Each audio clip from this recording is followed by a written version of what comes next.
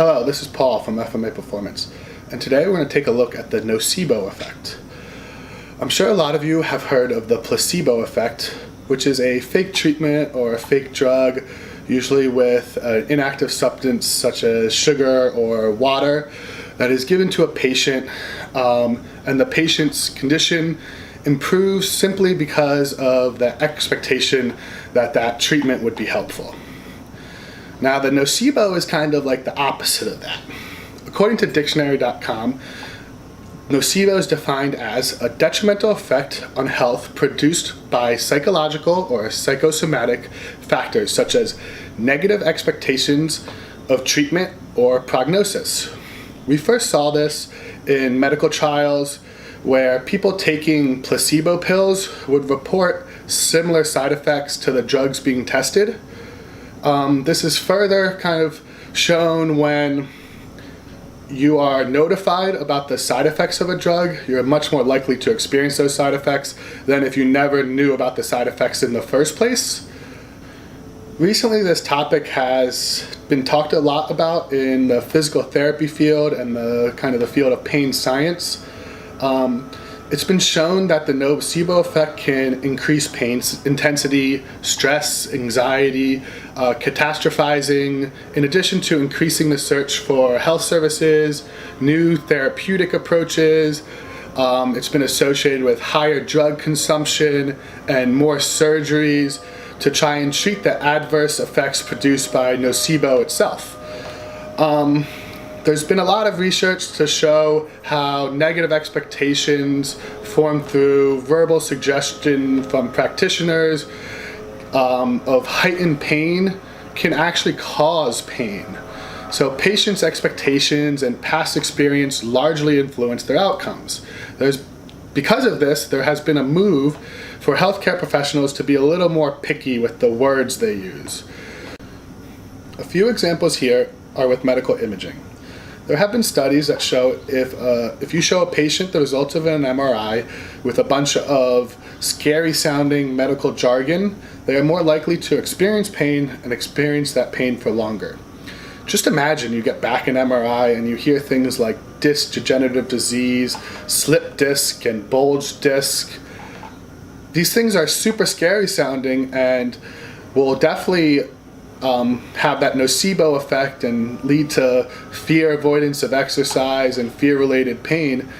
But in reality, these are things that many healthy individuals have and live with pain-free and aren't necessarily causative of your pain. Another example would be telling someone their muscles are too tight or too loose, their hips are out of place, their back's out of alignment, or they have the hips of a 90-year-old. I'm sure these are things that you've all heard at some point in time from some medical professional, whether it be to you or to a friend. The problem is most of these things are extremely far-fetched and none of them have any scientific evidence supporting them. But what they all do have in common is they all can produce that nocebo effect and favor the worsening of pain, the limitation of exercise, it can cause the development of negative expectations, anxiety, catastrophizing, fear avoidance of exercise, and pain-related fear. And now this is something that I'm very happy is starting to be talked about in the physical therapy field, and I feel that in the next couple of years will make a big difference in how patients are treated and talked to. But as strength coaches, I feel like we have a large role to play here, and this isn't a topic that really gets talked about in the strength and conditioning world. In fact, it's something that I often see big-time strength coaches use as clickbait or to scare someone into exercising their way. In fact, the other day I just got an email from a pretty big-time strength coach labeled "How to Stay Healthy While Competing," and he went on to claim that barbell lifting was the most unhealthy sport ever. I don't know about you, but if I never lifted and I read this, I wouldn't want to start. And it's a bogus claim to say that lifting is the most dangerous sport. There's not any science to back that up. And you could really make the argument that lifting is probably the sport that helps you reduce injury the most. So taking these narratives and trying to use them to sell your services is just a bad look. You're negatively affecting the clients that you're really supposed to be trying to help. As strength coaches, we see our clients way more often than any healthcare professional, and we have way more opportunities to influence them, whether that be positive or negative. Through this time with our clients, we create very strong relationships, and your words as a coach start to mean a lot more than you think.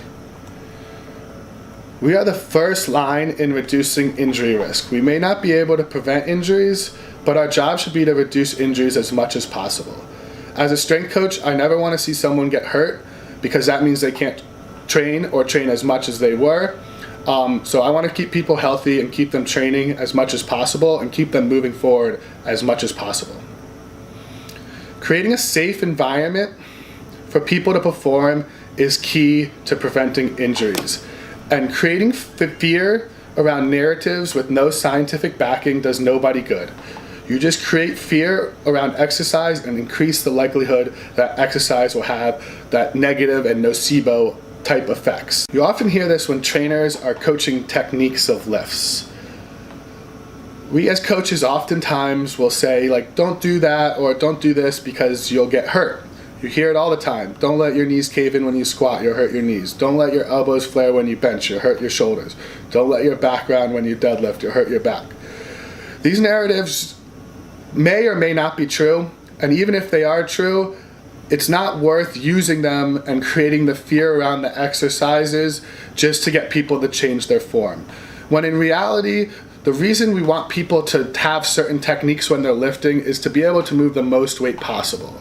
So I suggest changing this narrative from don't do that, you'll hurt yourself, to do this because it'll make you be in the most powerful position. For example, let's take the knees in the squat. I'm not telling someone to not let their knees cave in because it'll hurt their knees. I'm telling someone not to let their knees cave in because they'll be much more powerful with their knees stacked over their feet, so they can produce more force into the ground and therefore squat more weight. So taking that narrative and switching it from something negative, don't do this, you'll hurt yourself, to something positive, do this, you'll be able to create more power, you'll be able to show your strength better, is going to make a huge difference.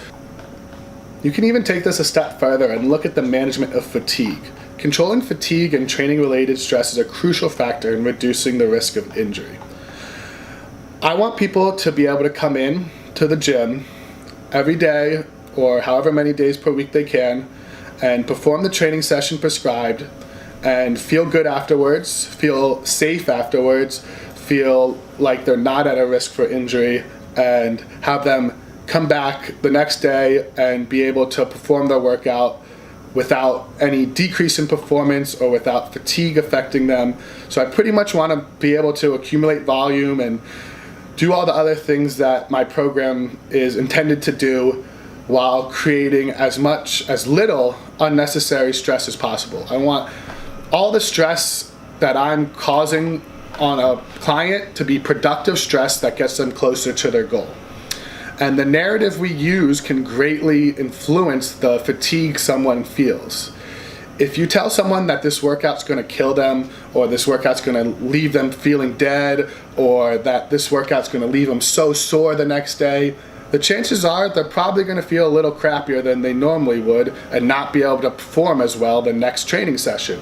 Over time, this adds up and will lead to less progress.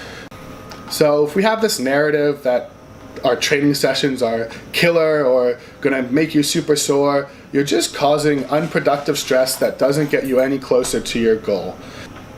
So at the end of the day, the words we use make a much larger impact than we initially expect. Next time you're coaching someone, ask yourself, is this narrative going to cause a nocebo effect? How can I change this narrative to make my client feel the most safe and the most able to perform at the highest level without being afraid?